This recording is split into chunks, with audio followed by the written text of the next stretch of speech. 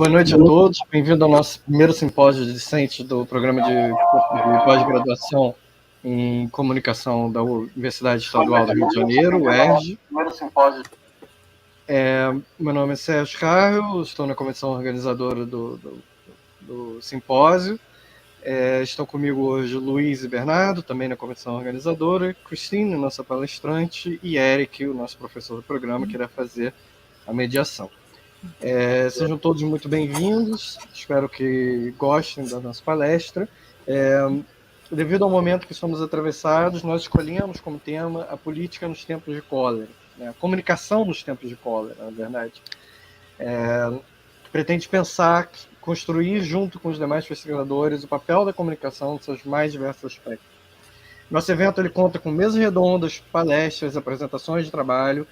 Essa é a nossa abertura oficial, com a escritora Christine Leunens, autora de vários livros, entre eles O Céu que Nos Oprime, que gerou o filme Jojo Rabbit.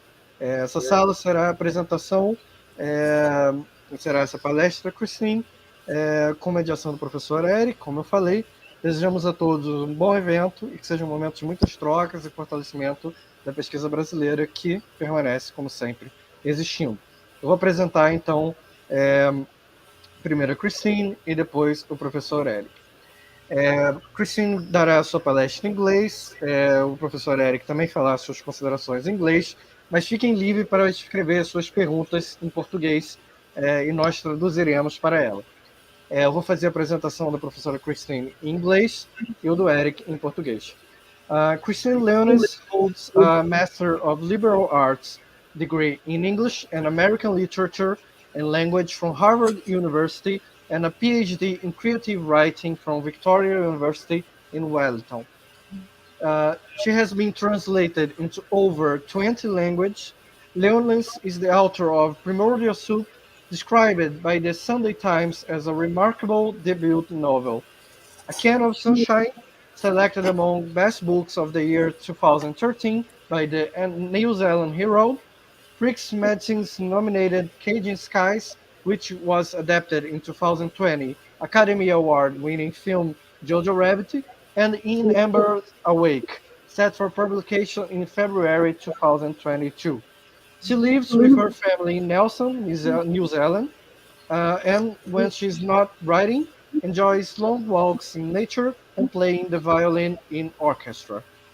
Agora eu vou apresentar o professor Erick Felinto. Erick Felinto possui graduação em Comunicação Social pela Universidade do Estado do Rio de Janeiro, mestrado em Comunicação pela Universidade Federal do Rio de Janeiro, especialização ABD pela Universidade de Califórnia, Los Angeles, em Línguas e Literaturas Românticas, e doutorado em Letras pela Universidade do Estado do Rio de Janeiro, além de ter realizado estágio de pós-doutoramento sênior CAPES na Universität der Kunst Berlin, sobre teorias da mídia alemã. Atualmente é pesquisador do CNPq e professor titular da Universidade do Estado do Rio de Janeiro, onde leciona no programa de pós-graduação em Comunicação Social. Também é professor colaborador do programa de pós-graduação em Estudos da Literatura da UF. Tem experiência nas áreas de comunicação e letras, com ênfase em teorias da comunicação, atuando principalmente nos seguintes temas: cybercultura, epistemologia da comunicação, imaginário, estudos de cinema e teoria literária. Christine, the word is all yours. You can talk for as long as you want. Okay. So, hola, boa noite, good evening. I'd like to start by thanking Sergio Chargel, Julia Oric, Professor Erick Felinto, and all who have worked hard to bring us together with the support of Rio de Janeiro State University for bringing us together in the symposium.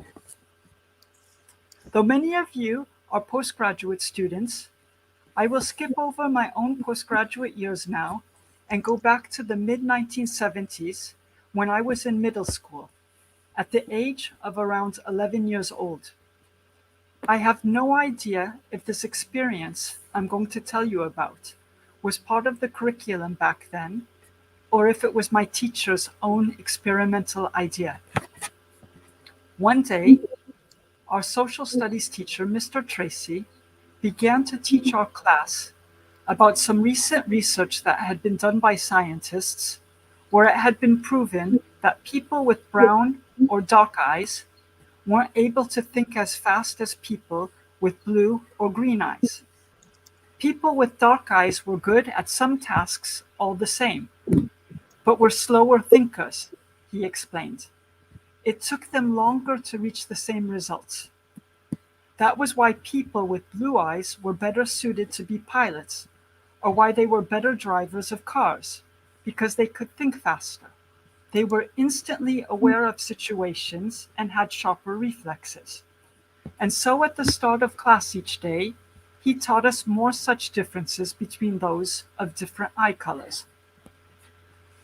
Obviously, it was starting to prove more desirable to have blue eyes than brown eyes, as I had. In truth, I didn't take it to heart at first, because, after all, the realities of the classroom were there. Who seemed bright and curious didn't correspond at all to any specific eye colors. And I was really wondering where these scientists were getting their information from, because their findings didn't seem right even to someone young like me. At first, we children all just laughed about this after class. Yet slowly but surely, the dynamics of our classroom changed. Children with blue eyes started spending their time with other children who had blue eyes. And I began to feel less welcome by classmates who, until then, had valued me. We, the less desirable ones, began to play and talk only with each other, with the uncomfortable feeling of being considered inferior, unwanted, left out. At some stage, a scuffle broke out on the playground. It was a fight of some blue-eyed children and some of the brown-eyed children, and they began pushing each other. And it was over something very basic, like who got to use the play equipment and who didn't, who had a right to, who didn't have a right to use it. And that was when Mr. Tracy intervened and had us all come back inside. And he introduced World War II and the Holocaust to us, and the notion of lies, and this big word I'd never seen before, propaganda, that he wrote in chalk upon the blackboard. I still vividly remember how the images he showed us on that day affected me, to the extent of having a sense of a before and an after in how I saw the world from then on, as he, with his film projector, projected photos of the victims of extermination camps on the screen, the countless dead bodies whose skeletal states were living testimony to the horrors that the Jews and others had suffered at the hands of the Nazis. The looks in the eyes of those who'd survived from behind fences of barbed wire also gave silent testimony to what those eyes had seen. As an undergraduate student of French literature, I went to France, and it was in Paris that I met an elderly woman who would become a very close friend. We talked a lot about all sorts of things, and one day, after about a year, she opened up to me about how her parents had sheltered a young Jewish man from Poland behind a wall in their Paris apartments during the war. She had fallen in love with him, speaking to him through this fake wall, and after the war, they married. But alas, the marriage didn't last, because as the years went by, for him it was impossible to live life under the daily weight of having lost his family, his friends, his whole neighborhood in Poland wiped out. Years later, when I became a writer and had my first book published in London, this story about my elderly friend in Paris kept nagging at me. It would give me no rest. I felt there was something important there, but not as reality had unfolded in their own unique lives. And so I turned it over and over, this potential story, in my head. And I decided to move the setting from Paris to Vienna, and have a couple who are resistance, hiding a young Jewish woman. The couple's son, in the Hitler Youth, would be the one to discover her. That felt right to me, as these changes would then allow me to research the whole educational, that is, brainwashing, side of Hitler's dream and how he'd manipulated children, and also to do research on so many unanswered and deeply disturbing questions I had. How had something on such a massive industrial scale happened as the planned extermination of an entire people across Europe? How had anyone ever let this happen? How had scientists gone along with this notion of German superiority? Why hadn't the population spoken up against the early mistreatment of Jews, let alone what was to come after? To be able to write this, it was vital for me to try and grasp what had gone so wrong on an emotional level. And I felt I could only grasp something so huge and horrific on a very small scale, say, in a given classroom, or in a home, or at camp. What exactly were the Nazis teaching these till then normal children? And from a domestic point of view, what was going on behind the closed doors of home? What were the dynamics and conflicts there? How did the most outrageous of lies, the most unshakable hatred get taught, transmitted, and acted upon? To such an extent that nearly no one stood up to defend those that they'd known and lived beside up until then, worked and socialized with and valued. I wrote this novel at the Mémorial de Caen, a World War II museum in Normandy where my husband worked. Back then it was called a museum for peace, a musée pour la paix, the aim being that the past was meant to help inform a better future. There was a Hawker Typhoon fighter plane hanging from a wire above my head, and the soundtrack of bombing going off every 5 to 10 minutes, which made it really hard to concentrate as I tried to get past those alarming whistles and explosions each time. Then there was the Path of Remembrance. It was a long, winding path that had life-size photos of individual Jews, a student, a child, an adult, a grandparent, before they'd become victims of the Holocaust. These photos were propped up on one side and another, and as I or anyone else approached, by a trick of light, they would one by one fade and disappear.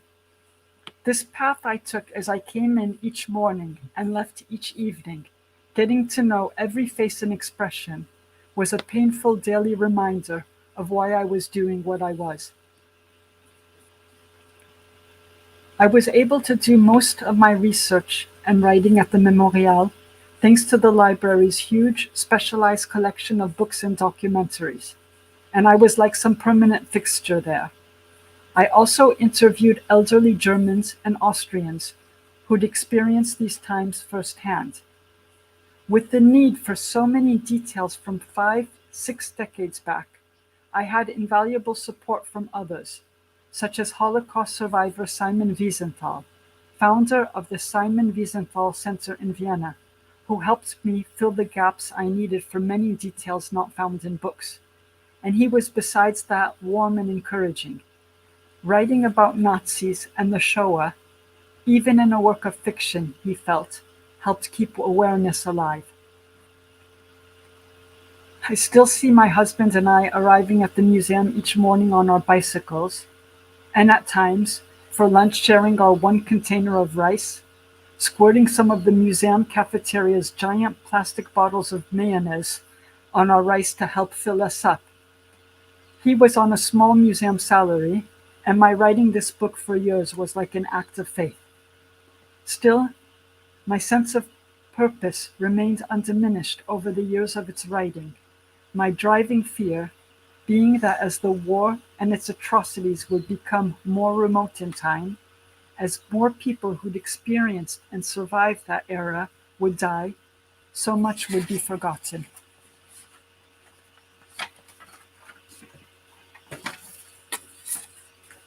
I made a risky decision back then to tell this story not from a victim's perspective, but from that of the perpetrator, Johannes.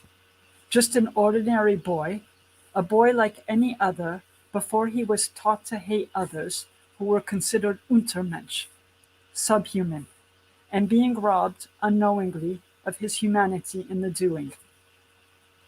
Then I started to weave the plot around historical events and facts. Hitler at Heldenplatz, the Anschluss, Kristallnacht, the changes at school, on the map, the curriculum, mandatory camps in the younger Hitlerjugend, then the older section, the Hitler Youth, etc. Exactly what lies were being fed to children? What exactly were they saying to them? About people's eyes, noses, the shapes of their heads? About what Jews and other people were capable and incapable of feeling? They incorporated such lies even in children's books, with drawings to scare the children.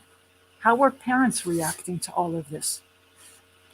People usually see facts, that is real life on one side, and fiction, make-believe, literature on the other, as if there's this great divide between one and the other. Yet fiction, though not fact per se, contains some very real essence of life, a messy clay of human realities and feelings that contain truths of its own. Like no other art form, literary fiction allows us to experience life in another's shoes, hear their thoughts, viscerally know their feelings, and navigate through their life. And this, even if the character is in the wrong, as Johannes so clearly is. And perhaps that is why, over the years since it was first written, Caging Skies has slowly spread from country to country, especially after the global financial crisis, during the terrorist attacks, the ensuing refugee crisis in Europe, and rise in racism, anti-Semitism, and the far right. It was like readers were trying to comprehend where such a hatred of others we never thought we'd see again was re-emerging on a vast scale. If I learned one thing from my research, it's that evil is not a force that comes from somewhere out there in a supernatural form, but rather, much more pragmatically, is a manifestation of human emotion, such as fear and frustration, which then all too easily ignites into anger, then all too fast into blind anger, where it can then be exploited into mass tragedy. In a world where quick and easy answers are being thrown around all over the place, like stones and sometimes mud, when there is such a pressing need to ask deeper questions, by seeing ourselves in our complexity, by grasping contradictions and shortcomings, literature, even a book that isn't necessarily pleasant or enjoyable or feel good, allows for that by awakening the mind to aspects or potential aspects of us in certain circumstances that we don't necessarily want to see, but need to open our eyes to all the same. Writers have a role in that, of not closing our eyes and not letting others close theirs either. But that simply arises by being true to a given human character in a given time and place, being true to the story and real emotions, word per word, sentence per sentence, in this very long journey that is the making of a novel. Then it feels like the novel makes its own journey out into the world, sometimes into faraway languages and cultures, where it's still perfectly understood, which always confirms to me how much we're able to connect beyond time and space through our stories. Even history, the world itself, I realized one day, can be broken down into two words: his story, and just as much her story or their story. What children are taught when they are young shapes them, and collectively the future. Hitler understood that all too well. I wanted to show in Caging Skies that through the lies taught to children, and the hate spreading like a virus between adults, the world was turned into a place of violence, cruelty, and abysmal darkness, that in the end robbed not only the victims of their lives, but also somehow the perpetrators of theirs. Because what life is it when filled with such hatred, and inhumane acts.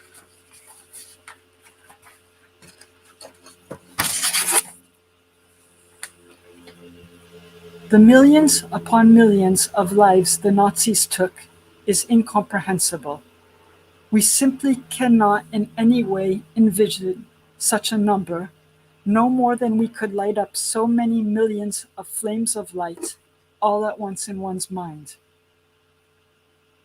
To even try and go beyond such an abstract figure into the realities and truths it represents, we would need to break it down to a very small scale that we, as humans, are able to take in. That is, one unique life at a time, each a unique story unto itself, a unique world of family and friendships, of feelings, thoughts, hopes, dreams. How to even calculate the ultimate contribution and essence of a life? Such a collective total, or rather, such a collective loss, could only ever begin to be grasped on an emotional level, one life at a time, one story at a time. It's no small irony that those who were responsible for calculating acts of mass murder, supported by an ideology of blindness to the living, vibrant realities of others, burned books and libraries throughout Europe. It was as if by doing so, they were aiming to kill the sense of empathy and caring for other people and for one another, which can be nurtured and expanded through the simple act of reading, as it can by simply meeting others and hearing their stories directly. We have very big challenges ahead of us: climate change, mass extinction, strained resources, immense economic disparities, pollution, a pandemic. As we take on these difficult challenges and decide on whatever changes will be necessary, I feel that reading and hearing each other's stories is one of the most important commitments we can make to stay connected with one another and never lose sight of what we value most in our common humanity. Thank you. Obrigada. Thank you so much, Christine. That was wonderful, very strong. Thank you. It was amazing to hear you. It was a very strong talk. So, Professor Erick, now the word's yours. If you want to comment, say any statement.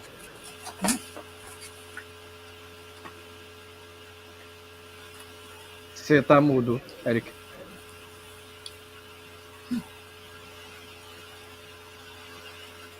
Hi, everybody. Good evening. Thank you for the invitation. It's a pleasure to be here. It's an honor to be able to discuss some important talks today with Christine.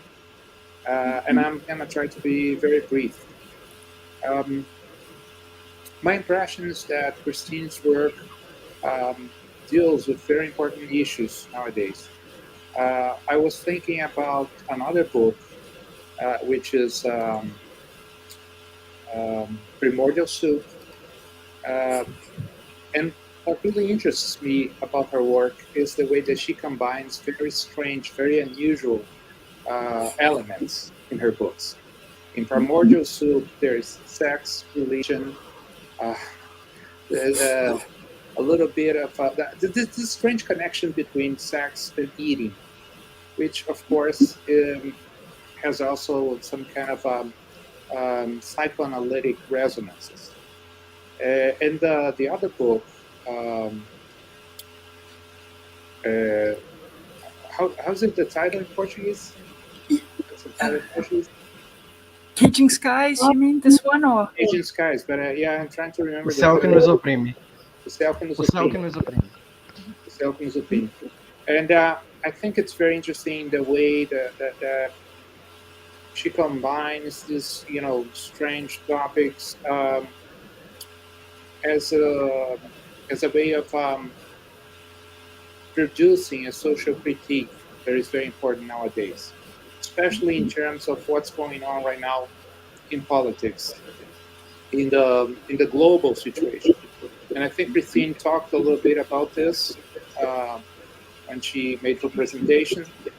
But I would like to touch upon this topic once again, because I think it's vital for us, especially here in Brazil right now. I don't know how much Christine is aware of our situation. We have a new, after like more than 12 years of a leftist government, we have an extreme right-wing government now. And because of this, we have been facing very unusual problems in Brazil. For instance, we were talking before about the politics of vaccination in Brazil. And it's very fortunate that we are a country that has this tradition about vaccination. Usually people believe vaccines. So we're actually in a good situation right now in comparison to other countries, especially in Europe, even in the US, in terms of the pandemic situation. But on the other hand, our president didn't want to advance the vaccination program. Actually, he did everything he could to sabotage the program. So we have now a combination of an anti-scientific government with, I would say, fascistic tendencies, fascistic leanings. And we have been observing what's happening all around the globe right now. Like, the election of Trump in the U.S. Fortunately, now we have Biden in the U.S. But my question is about the relationship between literature and reality, more specifically political reality. I really believe that literature is a very important instrument for liberation, for questioning the social reality, for discussing topics that sometimes are harder to discuss in different areas, different scenarios. And I think literature is very powerful in terms of an instrument, a tool to discuss very important political issues. And so my question, especially about your most recent book, which became famous, right, because of the film, Jojo Rabbit. How do you see the connections between the book and what's going on now in the world? Was that an accident, or, before having the idea, before beginning to write the book, were you already thinking about the political situation? How can you trace parallels between what happens in the book and what we are living right now in terms of the global situation, this new wave of radicalism, of right-wing radicalism? So my question is very basic. I wanted you to discuss a little bit, how do you believe the literature can help us deal with political realities that are very, very difficult, especially for countries like Brazil, where democracy is a relatively recent reality, very different from countries like the US or even New Zealand, that have a much longer history of democracy. So I would like to elaborate a little bit on what you believe is the power of fiction to transform reality, especially in political terms, and if you believe that your book is, part of this movement that literature can create in social reality.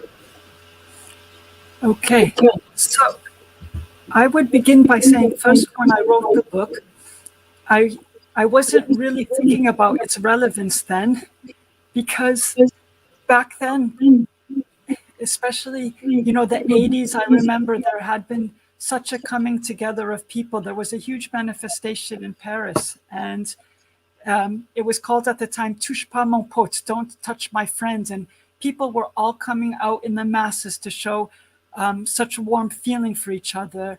And it was regardless of race or socioeconomic status. And there was a time with a kind of vibrancy where I felt, you looked in these images of the Nazis and it seemed lots of them were black and white, it seemed like we'd come such a long way. And I guess I was not old enough then to realize that the things we fight for, we have to keep fighting for. So something like democracy, it's not something that's there and is to be taken for granted. It's something that actually, anything that is fought for, equality, social justice, it's not something that when it's attained or things are going in the right direction, it's going to forever keep going. But I didn't know that back then, and I just wrote about this period. However, of course, everyone's speaking of the relevance of my book and the relevance today it has to things, and to the political situation in many countries around the world. And my feeling is this: any political situation, people often will talk about facts. So you'll get a lot of statistics. How is unemployment doing? How is, different topics. Whoever it is who's trying, to come in power, they present their facts of how things are and how they're going to do, and someone else also presents theirs. But outside of these facts, humans are much more emotional creatures than we'd like to actually realize. So I'll give an example. If somebody is doing okay economically, just okay, but they still have everything they need, but then they start to feel that they're not quite doing as well, it's a question that they can compare as if there's a before or an after. So even if they would still be in a relatively safe realm, having all the necessities, they would feel this emotionally very strongly. And so I believe that when you have people from the far right who are coming into power, if I were going to frame this into a story and look into any single one country where this is happening, one of the first things I would look at is what's changing in actuality, what's changing in facts. And then another fact, even though it's not considered fact, it's emotions. Emotions, what are the facts and the realities of the emotions? Why are people starting to fear something or having some kind of anger about something? Why would someone actually be promising certain things and taking a very hard stance against other people? Why would that be accepted? What are the emotions that are being allowed for that to be accepted? So I guess it boils down, in literature, we're not trying to influence politics per se. We're trying to get people to understand each other individual and understand also what happens on an individual level and on a collective level, and having a deeper understanding of that. And often when these kind of political divides are created, it's very much encouraged that the people from each side of the spectrum have a lot of animosity towards each other. And that is really played on to keep people far apart, when in reality, people have a lot more in common than they do. But what's driving them apart is emotions that are then, in certain situations, going to put a massive wedge between them. And this can go on sometimes for generations at a time. Thank you, Christine. I think I have one more question, and then we can go on to the public. Because I was thinking about the imagetic quality of your work.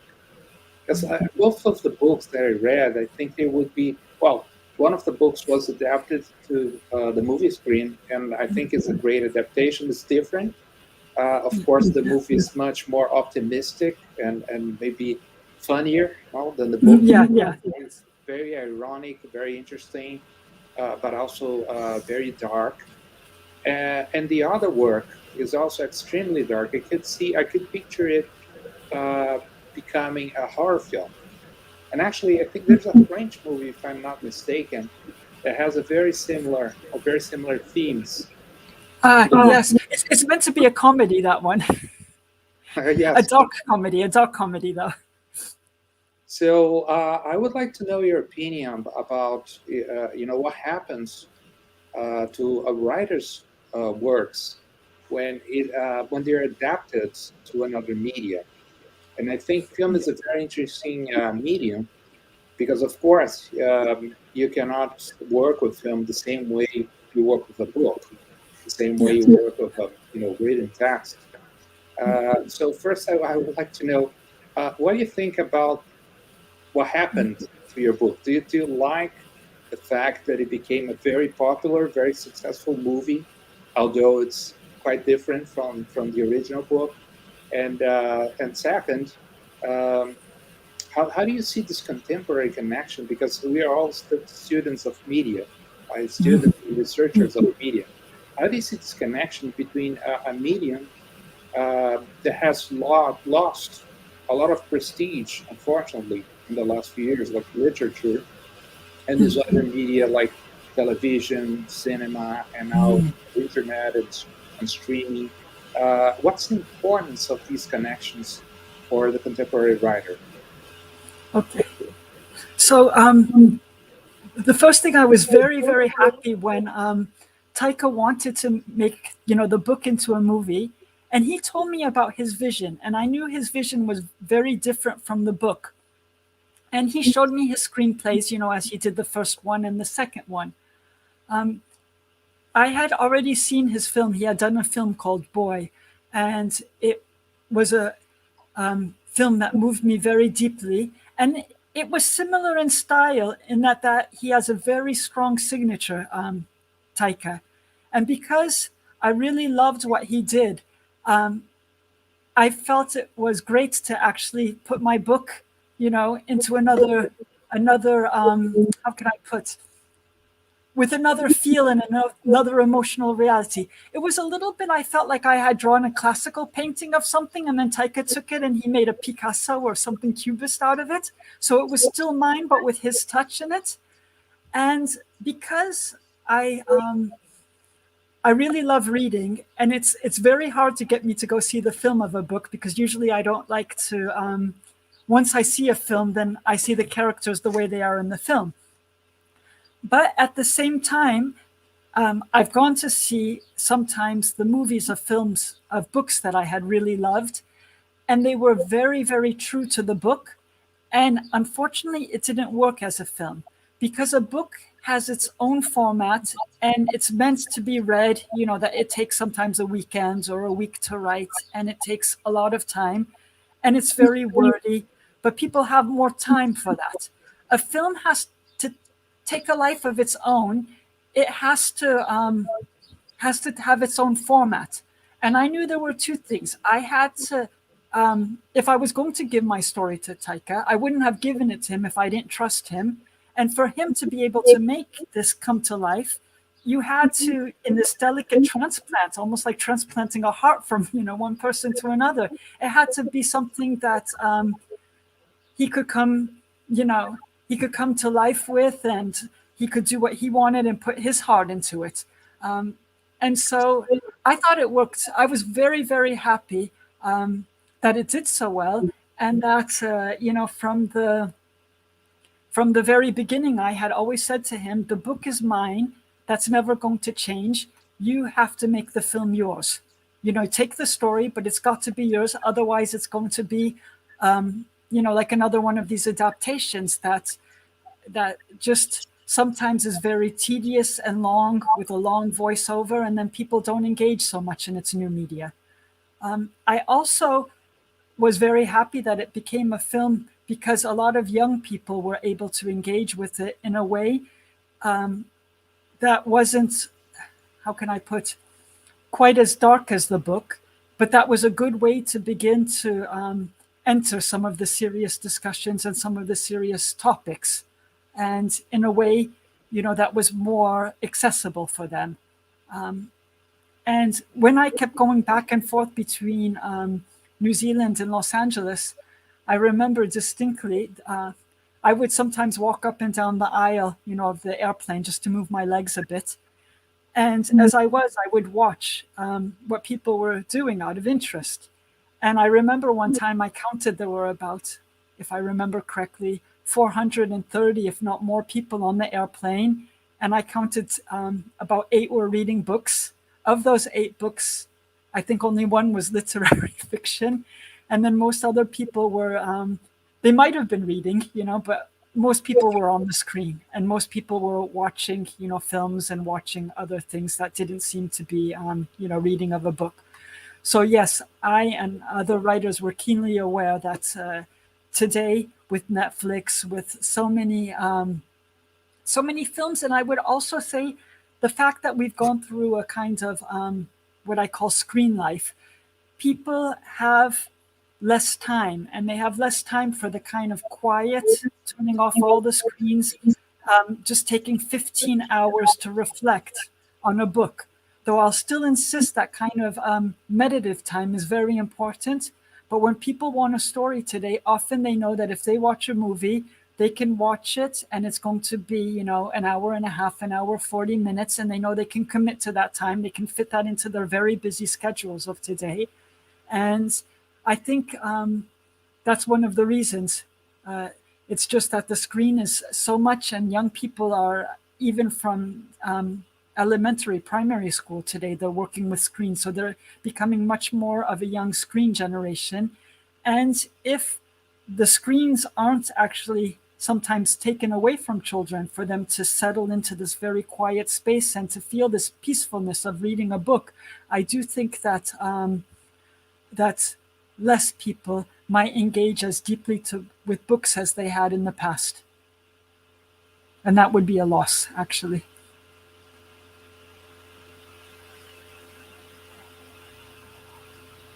Thank you so much, Christine. Professor Erick, do you want to comment anything anymore? No, I think we can now go to the public. I assume there are very interesting questions waiting to be asked. And yeah, I'm very happy. It's been a really interesting and productive discussion. But we probably have more interesting questions coming up. Yes, we have actually a lot of questions and a lot of compliments. People really enjoyed your talk and your books, Christine. We have a lot of comments here. My colleague will put here on the screen and also read. We organize around 3 to 5 questions, so we see if we had enough time for all of that. If not, we can do just 3 just to conclude. So Bernardo?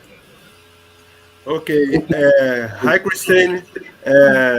Luis wants to know if Cajun Skies reminded me of the Bildungsroman genre. Do you believe that Cajun Skies is a dark Bildungsroman in which we see Johannes all the way from childhood to become a violent and oppressive adult? And if you do, you see a big influence of come-of-age literature in your work? I myself see loss and learning as a big part of the themes in Primordial Soup, Cajun Skies, and A Can of Sunshine. Okay, thank you, Luis. That's really a very, very excellent question. The novels, I don't write them to be, didactic. They're not a Bildungsroman in such, in that I don't manipulate the characters to necessarily have a bad ending. Because Bildungsroman, what it usually was is you would have characters doing something wrong, and then they would pay for it at the end. Good would bring about good, or bad would bring about bad. So my novels don't try to do that. I don't try to manipulate the plot like that. Also because I learned very humbly early on that I can't do what I want with my characters. You begin writing a book, and sometimes I used to think, in the early time, I could make my character do what I want. And very soon I would have them do something, and it just would stand out immediately. The character wouldn't have done that. That doesn't feel right. That doesn't feel true. And it really shows up, which is a bizarre phenomenon in writing. However, the reason I think you feel that there's learning is because everything I've written, somehow or another, the characters have enmeshed themselves. In other words, through their human flaws and emotions, they've got themselves into some kind of big mess. And then there's some learning to grow out of it, but it's more like the learning that you learn from life and from life experience. So what I do is I let the characters' flaws bring about some really bad situation that is very difficult to get out. Then we as readers, when we take the distance and we watch what the characters are doing, we can learn from that ourselves. In that way, we learn through that. Yeah, thanks. And for the next question, Gabriel Borba wants to know, what are the main differences between your book and the movie, and what do they resemble? Okay, so that's a very good question. I've been asked that. What's most similar of the book is the structure. So what Taika did is he took the structure of the book, and he then had, the whole historical part, the camps, the killing of the rabbits, the mother who's a resistance. He built the whole structure into his film and built it upon that. He kept the characters and with Johannes and the very difficult situation, how he lies to Elsa and then she gets locked in, and then the war and the war effort. So all these scenes, if you go back, find their origin into the book.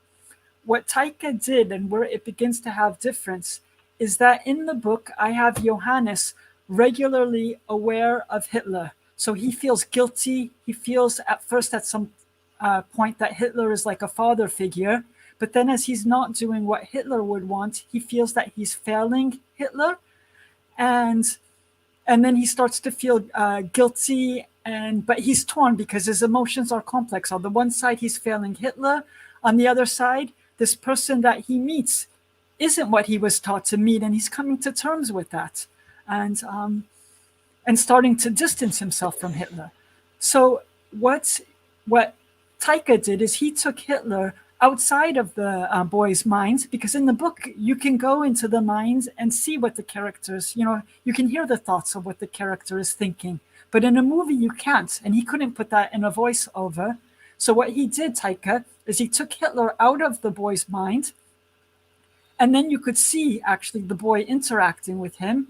And then he even went further than that, which I liked. He took some of the scenes where I make fun of what they're teaching the children, outrageous things about what Jews could look like, and they look like this, and they have horns, and these kind of things. And he has Hitler embody these kind of things and dance around and become a ludicrous buffoon. But I really like that, because what Taika was doing with his very own style of humor is he was showing that somebody who seemed so frightening and terrible as Hitler, he brought him down to the petty little person he was with his ridiculous ideas, to try to show people that you could laugh these kind of things away and laugh that person away. What he was trying to do is just show him for somebody who actually was concerned about what his trousers might look like, or does he look good like this or good like that, and all this kind of aspect of him. And that was the main difference. But with other moments of humor to make this, you would have the scene, for example, that was the scene of the book where the mother is hung, and the scene which is in the book, you have the moment for me which I found extremely poignant, where Johannes is trying to tie her shoe for her. I hope that's not a spoiler, sorry. But then what happened is the shoes in the book, I do talk about shoes a lot, but not in this particular scene. And I really loved how Taika took the moments of the shoes and he brought it into this scene. He put his own touch with the beautiful butterfly leading to that moment. And I just find it's such a moving moment. And then afterwards, he will go to something that's very funny of, let's say, when you have Yorkie trying to do a collection, for the war effort, and he'll bring some humor at that moment. Yeah, and I have to ask, were you any shocked when Taika came up with the idea of with a comic relief Hitler? Well, he put it in his first screenplay, so I knew it right away, but I didn't know Taika was going to play Hitler. So this is what happened. Taika was looking for actors to play Hitler, and he had a list of known actors, and they were all saying no, no, no, no. And each time it was taking a lot of time because these known actors were taking 2-3 months before saying no, and we'd have to wait for that before he'd go out to another. And at some stage, I wrote a letter, and it took me a very long time to write because it was a very delicate email, an email, not a letter. And I said, please don't take this the wrong way, but I could really see you as Hitler, you. and it was actually when he had the studio in the US for the financing, they said, we want you to do Hitler. So obviously my idea wasn't so far-fetched, and with the makeup and things, and with his fabulous acting ability, he was able to do it, and he knew how he wanted to film it. I don't think anyone could have done it as well as having Taika himself do it the way he did. But it was surprising. I loved it to see him there. And then, of course, it was Hitler, it was Taika. I knew that by trying so hard, even he moves a lot with his body, Taika, and with his face, and he expresses himself through his eyes or through his body language. And when I saw him like that, dressed like that, and almost like a choreography, dancing and moving across the scene, I really felt, okay, he's put, when I first, at the first screening, I said he put everything he had into this, even himself, into this film. And really, what more can you ask of a film director, who adapts your book? Yeah. And for the next question, Luis, again, wants to know, what was your writing process of the book Caging Skies? Okay. So that's a very good question. Now, all my books don't have the same writing process, but this one was the first one that I completely structured before I began the writing. So I began by doing research, and I had a lot of research there. I had more research than I could actually need. So once the research was done, but which I felt was necessary because I had to really feel that I had gone back, in time to that era. And in fact, it was funny because my mother said to me, "Did you really write this book?" And I said, "Of course. Why would my own mother say something like that?" She said, "Because it was like I felt when I was living the experience of the war, how you used to heat the house, or how you had to use newspaper, after instead of toilet paper and things like that." And I said, "Well, I did my research." So that was the first thing I did, is doing the research, then thinning down the research, and then weaving the plot of the story within the research. And then, so it was probably about 12 pages of each moment, the emotional journey of it, the plot of it, and the history and where that would fit in each time. And then I call that a little bit my recipe at the beginning, because, I'd go to the museum and I'd have my recipe. Okay, I'm starting now on this little paragraph explaining what needs to be done. And sometimes that would be done in a chapter or half a chapter. Now I'm going to the next part and I'm going to do that. Then when it was all done, then I had to, go through different drafts of that. And then the one of the final parts of it was to actually research parts that I had needed. I wrote a scene, for example, and then I needed to know, did they deliver the post on a Saturday? So I had to go research, about 200 loose ends that I had to somehow find, questions from different people. So that was it. It was very structured, researched and structured. The first novel, Primordial Soup, hadn't been like that.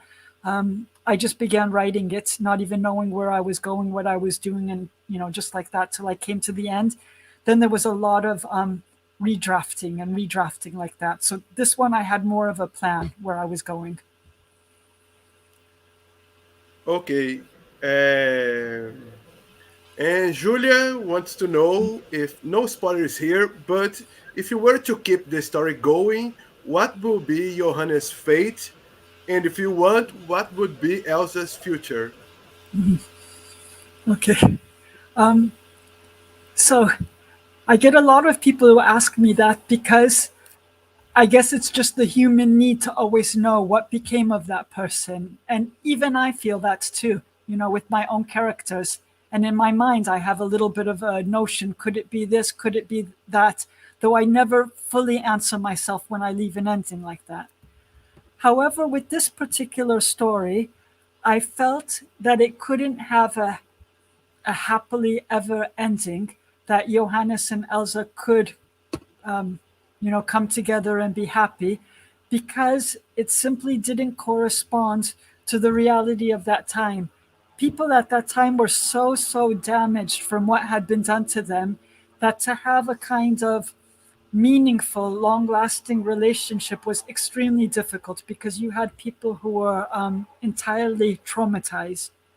So the way I left the story, Johannes has learned a lot and he still has some learning to do, and that's why he's writing all of this, to try to make sense of everything that happened and try to start seeing himself. So he has a long learning journey, I would say.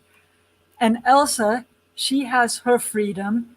My hope is that she starts to feel free of this guilt, because she's had a long survivor guilt that's affected her for those years. And though I don't know for certain, my wish is that she does find happiness, Elsa, and that he does keep feeling affection for her and love for her, but that this won't necessarily materialize in the kind of romantic hope, that he had nurtured throughout the story. Nice. And Joana da Silva wants to know that, yeah, it appears that you will launch a new book in a few months, Amber's Awake. What is it about? And if there is any prediction, if or when it will be launched in Portuguese? Okay. Well, I hope it will. After a book begins usually in the English language, and then it starts to go into translation once it's been published. So it would mean a lot to me that it would continue to be published in Portuguese and in the other languages, that my other books have. So readers who have, engaged with other books, they can continue. Now, this book is very much what I typically do is characters get enmeshed because of their flaws and their emotions. So I'll just say that it's a love story, which has in the background the bombing of the Rainbow Warrior. It has when there were the protests it was called the Springbok Protest. It was at the time when the All Blacks were going to be playing South America in a rugby team, the two rugby teams, but there was apartheid. So they wouldn't allow that the New Zealand players, they were demanding that they would be all white to be able to play them when they came to New Zealand. And that caused just a complete division in New Zealand. Some call it, calling war in every family. So it takes place around this very turbulent time of changes, of peace protests, nuclear protests, and it's a love story within that, with that in the background as the setting. But that does bring the again, political themes to the fore, and what the notion is of right and wrong.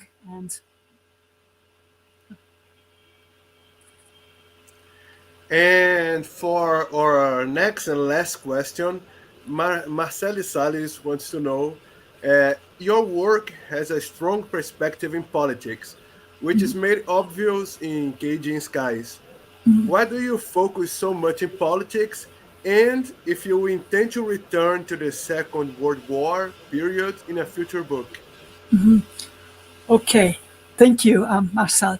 So the politics, I guess, it naturally grows out of the facts that I tend to examine people on two levels when I write a book. I tend to do the individual, which are the characters, and then I tend to do the people as more on individuals and collective on a collective scale. And because as soon as you touch the collective scale, then you're entering the realm of politics.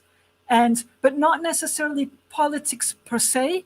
I would say the sociological aspect of what happens when people have a theme on a larger level. So the politics grows out of that, but it's not politics directly per se. It's more important themes that involve people. And then that just is the natural, I'd say, greater themes that grow out of it. But I would say it's not any one particular political time, because you could go back in time and talk about how it would be relevant, to former times, perhaps to future times. I think I try to tackle on some of the bigger questions that people have been struggling with, and that I don't necessarily have answers for, but I do ask the questions that I feel need to be asked. Oh, okay. And you asked me if I'll go back to World War. Yeah. Okay. It is. It was a time that's World War II. It has a very, very heavy weight going in World War II.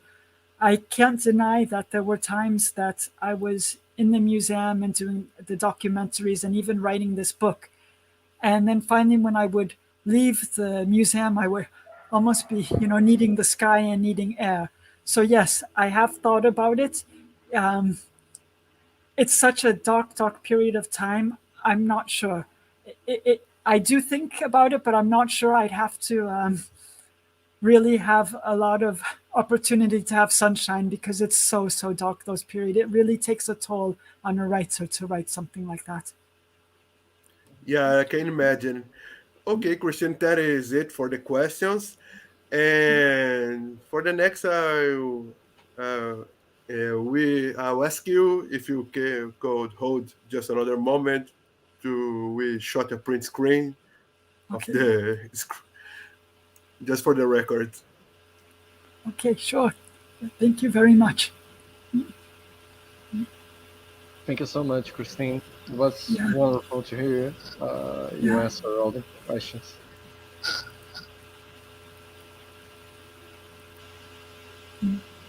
Yeah, it's lovely to have an interaction. Yes, we have a lot of questions, actually. We just had to select a few. Okay, yes.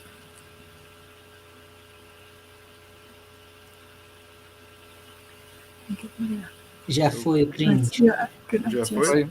Yeah, good Maravilha. night. Yeah, boa noite. Boa noite. Say Italian. Well, thank you. Okay, Christine, thank you so much. Eu vou passar uns Okay, balões. thank you so much. And I love very your lovely. book. For a writer, it's a real treat to be able to interact, because I spend so much time on my own. So this is probably the most I've talked in days. Okay. We know the feeling as researchers. It's You too, so you know how it is. So it's lovely. Yes. It's a real treat to come together. Okay, thank you. Thank you so much, Christine. It has been wonderful to hear from you tonight, and I believe this is a feeling shared for our colleagues, our students, and for everyone else who is present. Yes. So, do you, Christine or Eric, do you want to make any final regards before we conclude? Any final commentaries? Again, I just wanted to say that it was a pleasure. I still have to get more acquainted with Christina's work. I had time to read portions of both books. I couldn't read them entirely. But it was a very interesting discovery for me, because I think they talk about really important issues, contemporary issues. In different ways, they deal with topics like feminism, politics, radicalism, the difficulty of having to make choices. So it's very strong literature, and it was a pleasure for me to be part of this. And I thank you guys for the invitation. And that's it. Yes, I hope everybody has a wonderful night. And if you have the books at home, nothing better to do before sleeping than reading a good book. yes. I'd like to say, just everyone keep doing what you're doing. Communication is so important in our day and age. It's when the communication stops, the openness. That's where so many problems start. And then I just want to say to everyone, stay safe as we get over the pandemic. So goodbye. Thank you so much, Christine. Thank you so much, Erick. Our colleagues. Thank you so much, everyone who is listening. So I think we can conclude here. Luiz, você pode parar de transmitir?